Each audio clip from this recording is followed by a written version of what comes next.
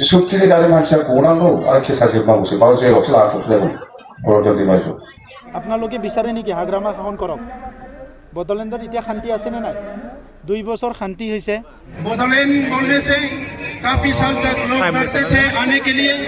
बोडोलैंड हिंसा के नाम से जाना जाता था 2020 চনৰ পিছত চনত বড়োলেণ্ডৰ শান্তি অহাৰ পিছত অশান্তি পৰিৱেশ আছিল बोडोलैंड বুলি ক'লে কোকৰাঝাৰ বুলি ক'লে চিৰাং বুলি ক'লে মানুহ আহিব খোজা নাছিল অনুৰোধে গুৱাহাটীৰ পৰা আহিব বিচৰা নাছিল বেংগলৰ পৰা আহিব পৰা নাছিল প্ৰমোদ বড়ো ডাঙৰীয়াৰ নেতৃত্বত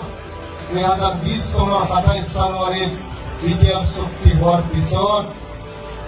2020 চনৰ 15 ডিচেম্বৰত আমাৰ এনপিপিৰ চৰকাৰ অহাৰ পিছত আমাৰ চৰকাৰৰ কাৰণে এটা মুৰ্গীও মৰা নাই তেখেতসকলে শান্তি সম্বোধন উলিয়াইছে जालालै नङै जा मोजां डायलग होयो मिनिथावनो 2020 नि सिगां नामा बड'लेण्ड बुंब्लानो ओमफ्राय क'क्राझार चिरां होनबानो मोदोम थोथोसिमोन दानि मानसिफ्रा फैनो सोर मानसिया फैनो गियोमोनथाय आसुरित दर नोङो सिगांनो 2020 नि सिगांनो बेसेबांबा गिदिर दैजिं फेस्टिभेल बानायलांजाबाय सुपारस्टार जेनेबा मडेल मालाइका ररा खान गायक सिंगार मिउजिक डाइरेक्टर गासिबो फैजोबदों हेलिकप्टार गाखोनो मोन्दों गरिब गुन्द्राफ्रा थाखा फैसा बारा गैयै मिडल क्लासनि मानसिफ्राबो गाखोफेरैफ्रा ओरैबायदि गिदिर दैजिं फेस्टिभेल खुंलांजाबाय ओमफ्राय सोर फैनो गिदोंथाय गावसोरसो मिथिसिगौ आरोना जारला ओमफ्राय मा होनबावदों जे बिटिआर एकर्ड जानायनि उनाव 2020 नि उनावहाय दाउ मासेबो थैयाखै जाहैदों गावसोर सरकार थानाय समाव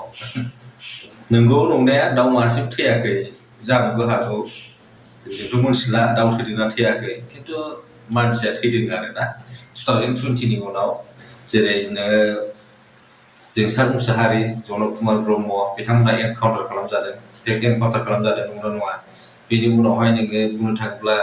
एनडिएफबि आरामनि जेनेबा बिटिआर एकर्डनि गेजेरजों गनांगौमोन नाथाय बिथांमोना गवाखै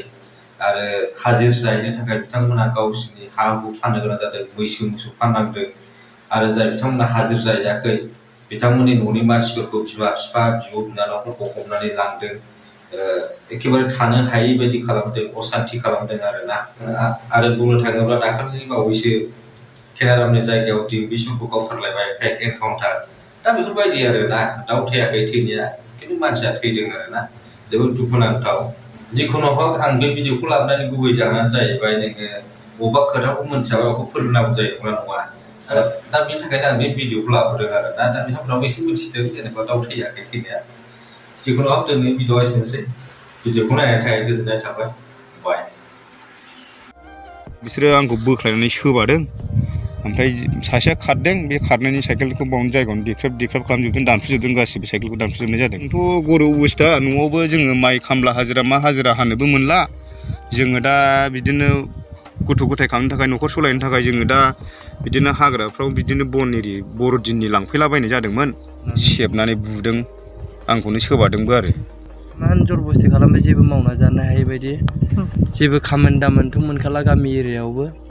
बेबायदिनो फिसा फिसौ खामानिफोर मावो जोङो ओमफ्राय बेफोरखौनो नै दा जरबस्ति खालामना बेबायदि खालामबा मा मावना जानो आरो এই খৰি আনবা যোৱাই আৰু এই বৰদিনৰ নামত ঘৰত খৰি নাই এই খৰি আনবা গৈছিল তাতে মানে ফৰেষ্টৰ মানুহে লগ পাইলে ধৰি লৈ গ'ল আৰু গুলি কৰিছে কিমান যাই কাৰ গাত লাগিছিল নিৰ্মল বৰঝাৰী গাত বৰ্তমান মছলপুৰ লৈ গৈছিল মছলপুৰত পাৰা নাই এতিয়া গুৱাহাটী জিএমচিত ৰেফাৰ কৰি দিছে জংঘলত কিহৰ কাৰণে গৈছিল খৰি আনিব গৈছিল খৰি गावनि न' बाउन्डाराव बेंनानै लांबाय आरो जोंबो मोनथियाखै दायखौलाय मावाखैमोन आंना फिसा हौवाया इन्दिबियालाय इन्दिबिमोन गोदो ओमफ्राय बियो बुहुद गोबावसैमोन आरो न'आव फैनाया दुखु गैया जानो आंहा फिसा हौवायाबो बे सासेल'खा नालाय हरनिफ्रायनो जोङो बिदिनो जालाबायबाय मेगनाव मोदै खुगाव खदै गाव गावनि फिसाखौथ' बिदि दाय गैया फोदो गैया लाङोबाथ' दुखु मोनोना